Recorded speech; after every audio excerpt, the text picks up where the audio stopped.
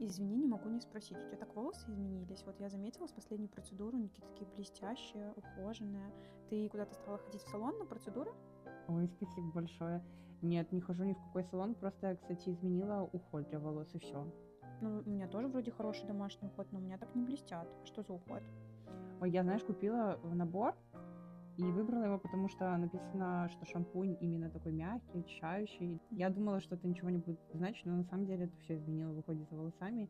И в наборе еще кондиционер шел. Вот я его прям наношу на пару минут и сразу понимаю, что он круто работает, потому что, знаешь, вот когда наносишь, и уже вот так вот волосы не путаются. Блин, очень круто, что это прям заметно. Так, а что ты не делишься? Что за кондиционер, за бальзам? Voice. Первый раз слышу. Да ладно, он такой вообще сейчас популярный. Я тоже по рекомендации в ТикТок его купила и прям супер довольна. А где можно купить? Давай я дам тебе артикул. Нам это надо.